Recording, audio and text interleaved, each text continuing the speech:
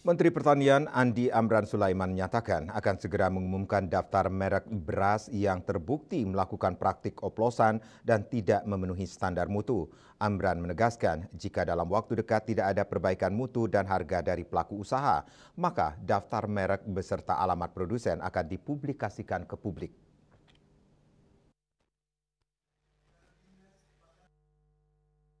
Menteri Pertanian Andi Amran Sulaiman mengungkapkan adanya dugaan besar praktik kecurangan dalam distribusi dan pengadaan beras, baik beras komersial maupun beras subsidi Program Stabilisasi Pasokan dan Harga Pangan (SPHP). Dugaan ini melibatkan praktik pemalsuan mutu hingga pengoplosan beras subsidi menjadi beras premium dengan total potensi kerugian negara mencapai Rp101,35 triliun per tahun. Kementerian Pertanian mencatat bahwa kerugian terbesar berasal dari manipulasi pada beras komersial, jenis premium, dan medium yang mencapai Rp99,35 triliun per tahun.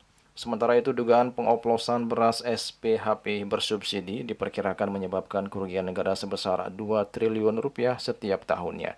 Investigasi yang dilakukan Kementerian Pertanian mengungkap sejumlah temuan mencengangkan, terutama dalam situasi di mana produksi padi nasional justru sedang tinggi, bahkan tertinggi dalam 57 tahun terakhir dengan stok mencapai 4,2 juta ton. Dari hasil uji laboratorium terhadap 268 sampel beras yang dikumpulkan dari 10 provinsi selama 6 hingga 23 Juni 2025, sebanyak 212 merek ditemukan bermasalah. Data Kementan menunjukkan bahwa 85,56% beras premium tidak sesuai mutu, 59,78% dijual di atas harga eceran tertinggi, dan 21% memiliki berat kurang dari yang tertera di kemasan.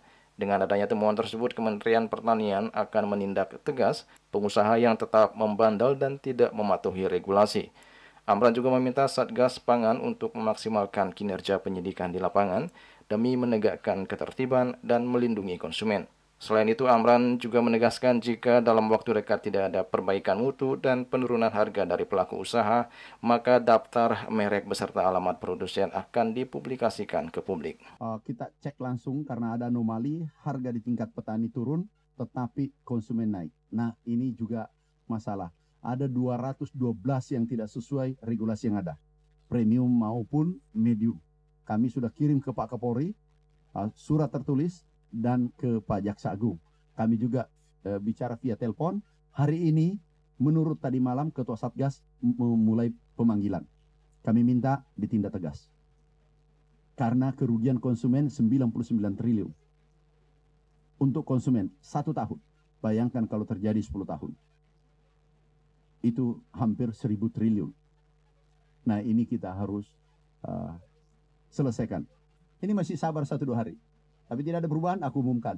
212 aku umumkan mereknya. Tunggu aja. Sekarang sementara diperiksa. Ini nih ada BPS. Aku tanya juga, beliau susah jawab. Ini turun di petani, tiba-tiba naik di konsumen. Beliau juga, oh iya ya, saya paparkan. Itu nanti aku umumkan, tunggu aja. Kalau kami kasih gigi 1, nggak mau gigi 2 naik. Nggak mau gigi 3, terakhir nanti gigi 5. Iya. Udah, kami ingin berbuat untuk merah putih. Udah, nggak ada macam-macam. Rudi Suharto dan Ketut Sumadiase melaporkan.